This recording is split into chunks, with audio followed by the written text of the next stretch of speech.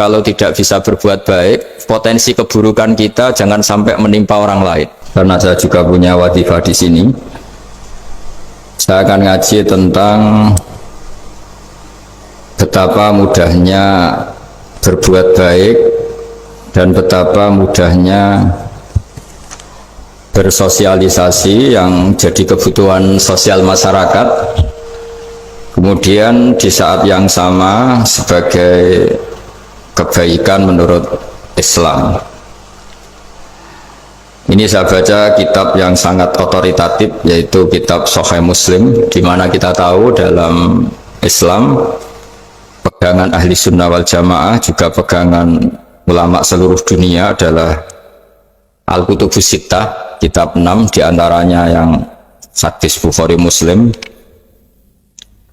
Di sini ketika Nabi ditanya tentang beberapa kebaikan, yaitu dari pertanyaan ayul a'mali afdol, amal apa yang terbaik, diantaranya Nabi menyebut sekian: iman billah, iman kepada Allah Ta'ala. Kemudian ini yang penting dilakukan semua pemimpin, oleh bupati, oleh wakil bupati, oleh seluruh pemimpin, baik struktural maupun kultural, maupun pemimpin kecil, yaitu di keluarga. Yaitu Nabi ngendikan di antara misi Islam adalah memerdekakan budak.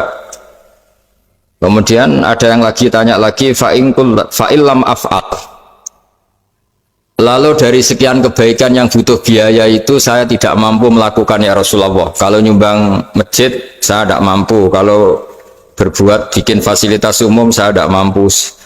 Ada yang sekian pertanyaan dari sahabat, kalau misalnya kebaikan yang butuh biaya kami tidak mampu, termasuk di sini disebutkan kemampuan berhaji, kemampuan zakat, kemampuan sedekah, kalau semua itu kami tidak mampu ya Rasulullah.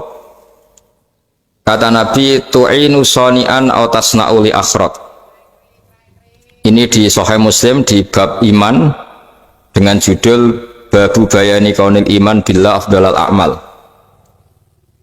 Kalau saya tidak mampu semua melakukan itu ya Rasulullah, yaitu melakukan kebaikan yang butuh biaya, kayak bangun masjid, bangun jalan, bangun fasilitas-fasilitas publik. Tu'inu soni'an aw tasna'u li akhirat. Tu'inu nulungi sira soni'an ing wong sing ahli sun'ah, ahli kreatif, atau ahli, kalau orang sekarang itu bilang dia pekerja rumahan atau production house atau apa saja. Autas nauli akhrat, atau kamu membantu orang yang tidak punya pekerjaan. Terus sahabat masih tanya, aro'aita indo iftu an ba'dil amal. Kalau semua kebaikan aktif saya tidak mampu melakukan ya Rasulullah, kebaikan menolong orang lain, kebaikan yang bersifat aktif.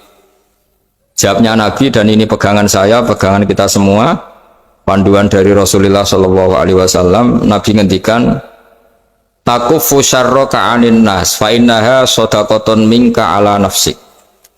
Ya, saya ulang lagi, takufu syarroka anin nas fa innaha sodaqotun minka ala nafsik. Kamu dalam berislam cukup menjaga supaya kejelekan kamu tidak punya imbas pada orang lain. Ya, ini penting dalam Islam. Jadi kalau tidak bisa berbuat baik, potensi keburukan kita jangan sampai menimpa orang lain. Keburukan itu bisa kejahatan kriminal, bisa kejahatan pidana atau merugikan orang lain, atau kejahatan yang tidak sampai kriminal tapi mengganggu orang lain. Misalnya contoh gampang ini, saya sumpek-sumpeknya sendiri ingin jalan-jalan, main di teman yang di jam kerja. Ini kan sumpek-sumpeknya saya sendiri ingin hiburan, terus wisata atau dolan ke teman yang sebetulnya saat itu dia mungkin ngaji atau kerja atau harus memenuhi kewajiban cari nafkah. Gara-gara nemuin saya, akhirnya dia dikomplain sama majikannya, atau gara-gara nemuin saya dia akhirnya tidak ngaji sama santrinya, atau gara-gara nemuin saya dia terganggu aktivitasnya. Itu juga tidak boleh, karena berarti keburukan kita punya akibat pada orang lain. Jadi kaidah dalam Islam itu kalau tidak berbuat baik, potensi keburukan kita ini jangan sampai menimpa orang lain. Sehingga di sini Islam menyarankan uzlah. Uzlah itu nyepi. Jadi misalnya kita baru penat, baru bawaannya itu emosi, baru gak suka kumpul orang, itu ya sebaiknya jangan jalan-jalan, karena di antara kebaikan Islam itu tabassum, senyum, atau talqatu wajhin, ceria. Tapi karena kita mungkin jatuh kredit, jatuh hutang, atau punya masalah keluarga, sehingga bawaan kita itu emosi. Nah, dalam seperti ini sebaiknya uzlah, menutup diri. Sehingga kata Rasulullah SAW, dalam zaman akhir di antara kebaikan itu kamu meninggalkan manusia, aktivitasnya, kemudian watadaun nas min syarrik, kamu meninggalkan manusia supaya nggak kena keburukan kamu. Jadi ada momen, ada saat di mana kita mungkin kalau ketemu orang itu bawaannya ingin sengak, ingin ngomong yang nggak enak, atau kita baru penat, itu sebaiknya uzlah saja, mengurung diri di kamar atau isolasi sendiri, karena bawaannya baru emosi. Nah, ini yang jarang dipraktekkan. Kalau sekarang malah banyak yang saat susah malah bawaannya ingin namam, ingin apa, menvonis orang lain atau ngadili orang lain. Padahal pesannya Nabi, kalau semua kebaikan aktif tidak bisa kamu lakukan itu, takuffu syarra ka'anin nas fa innaha shadaqatun minka ala nafsik. Sehingga keburukan kita, ya saya ulang lagi, keburukan kita yang ingin emosi, ingin apa, itu tidak punya akibat orang lain. Di sini kearifannya Rasulullah SAW, beliau masyhur ngendikan, layak dilqodi wa ghadban. Jangan sampai seorang hakim bikin keputusan ketika emosi, karena bawaannya orang emosi itu pasti nggak terkontrol intelektualnya, nggak terkontrol nuraninya, nggak terkontrol semua sifat baiknya. Itu kalau punya keputusan bahaya sekali. Jika Nabi dari awal ngendikan layak dilqodi wa ghadban, orang yang sedang emosi tinggi jangan bikin keputusan penting.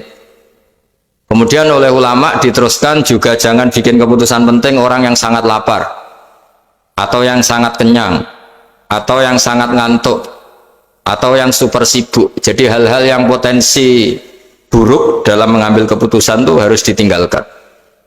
Sehingga misalnya bupati atau wakil bupati kalau sedang tidak nyaman dengan suasana apa, nggak boleh rapat kemudian memutuskan keputusan penting. Itu juga kiai dan semuanya. Nah, ini yang supaya otoritatif. Kenapa saya bawa kitab itu logikanya jelas ya.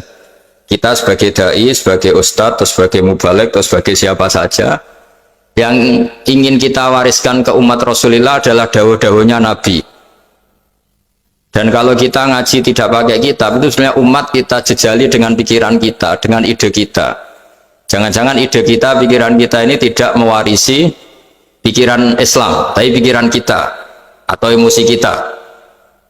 Tapi kalau kita baca kitab, artinya umat ini berhak mendapat apa yang diteladankan dan disabdakan oleh Rasulullah SAW. Tapi kalau kita, itu pasti inginnya itu kita.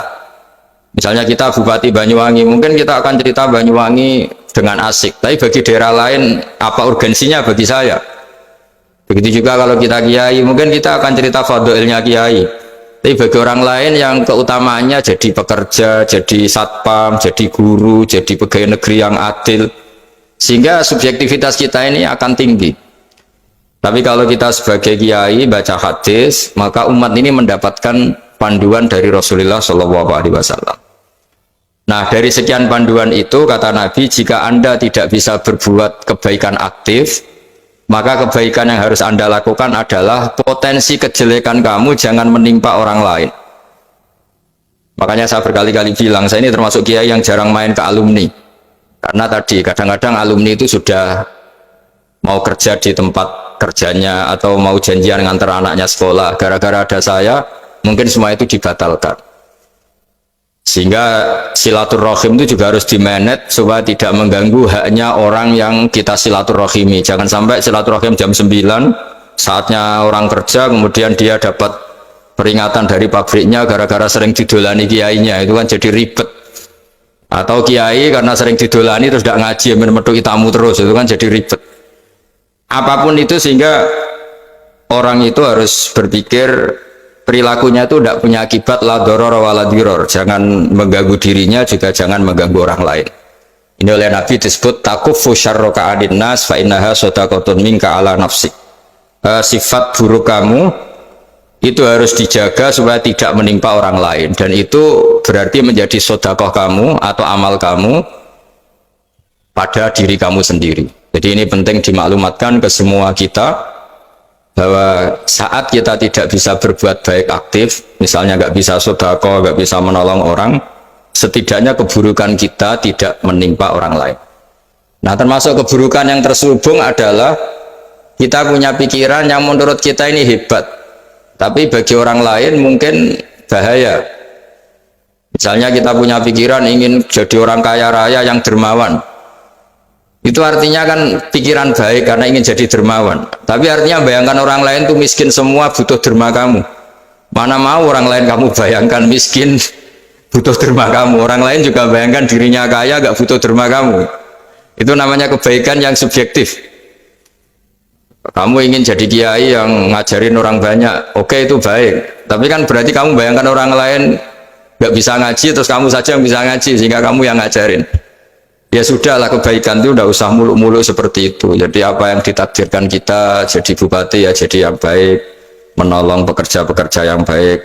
Saya kemarin diceritain banyak oleh Mas Anas aktivitas Pemda Banyuwangi yang menolong banyak orang, juga masyarakat juga saling menolong dan seterusnya dan terusnya. Jadi ini jelas maksud saya supaya bupati dan semuanya pemimpin melakukan kebaikan itu berdasar panduan dari Rasulullah SAW, di mana di antara aturan yang dianjurkan beliau adalah aktivitas kita sebagai manusia adalah tu'inu soni'an au tasna'uli akhrat. Ya, saya ulang lagi, saya ulang teks hadisnya secara lengkap supaya dapat berkahnya Rasulullah SAW.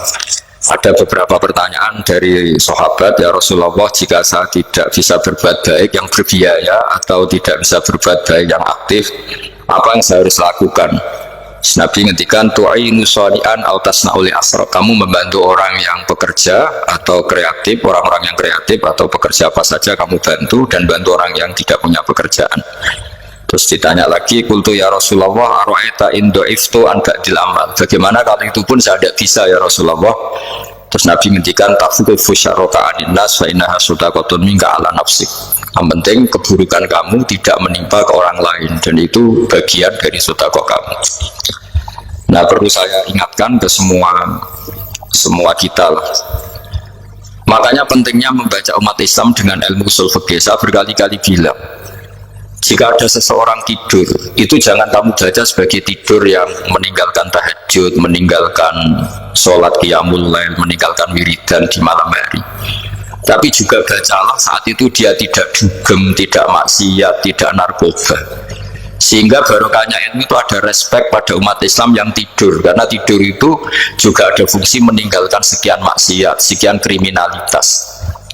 Tapi kalau kita kulino tidak baca dengan ilmu, maka melihat orang tidur itu ya kayak meninggalkan tahajud, meninggalkan wiridan, meninggalkan qiyamul lail, sehingga bawaannya kita ini akan kurang respect. Tapi kalau kita membacanya dengan ilmu, orang yang tidur di malam hari, maksudnya ya sudah sholat isya, itu ada sekian potensi maksiat yang dia tinggalkan. Dia tidak ngerasani orang, tidak adu-adu orang di medsos, dia tidak dugem, tidak meninggalkan. Pokoknya ada sekian kebaikan dalam saat tidur itu. Ini barokahnya ilmu. Tanpa ilmu kita tidak bisa respect seperti ini, karena bawaannya akan, oh ini malam-malam tidak tahajud, tidak wiridan, tidak apa. Tapi kalau kita dengan ilmu, itu akan membaca dengan tidur, artinya orang tidak maksiat, tidak dugem, tidak ngerasain orang, tidak ngata-ngatain orang. Nah, di sini sadaqallahul azim ketika ngendikan wa min ayatihi manamukum billaili wan nahar, termasuk ayat Allah itu orang tidur. Maksudnya tidur yang dengan dimaknai positif tadi, bisa istirahat, bisa meninggalkan maksiat, bisa apa-apa. Nah, ini di sini hebatnya Rasulullah SAW ketika beliau memandu kebaikan.